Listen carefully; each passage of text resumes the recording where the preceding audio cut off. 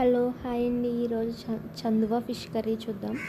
Fish clean చేసుకున్నాక అందులో 2 spoons కారం, 1 స్పూన్ సాల్ట్, 1 స్పూన్ పసుపు వేసుకొని మంచిగా కలుపుకోవాలి.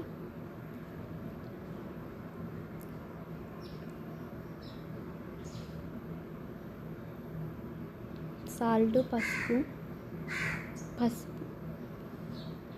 కారం ఫిష్ పట్టాలి.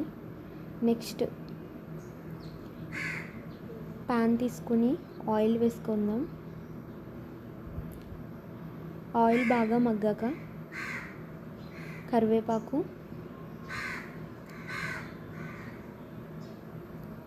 పచ్చిమిర్చి వేసుకుందాం. ఒకసారి కలుపుదాం దాన్ని.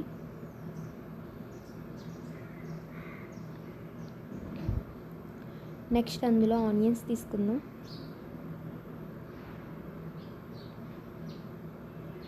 అవి కూడా బాగా మిక్స్ చేద్దాం. ఆనియన్స్ బాగా మగ్గాక అందులో 1 స్పూన్ అల్లం వెల్లుల్లి పేస్ట్ వేసి కలుపుదాం.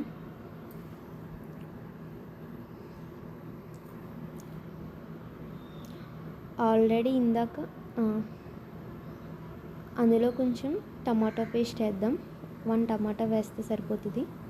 నెక్స్ట్ కొంచెం కారం, కొంచెం సాల్ట్, పసుపు, హోమ్ మేడ్ మసాలా వేసి మిక్స్ చేద్దాం.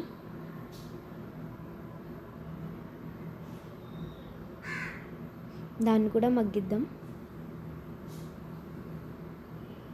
మగ్గాక అందులో ఇందాక మ్యాగ్నేట్ చేసుకున్న ఫిషెస్ని పెడదాం.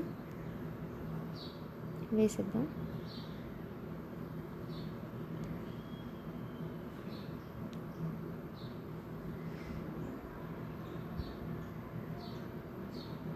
నెక్స్ట్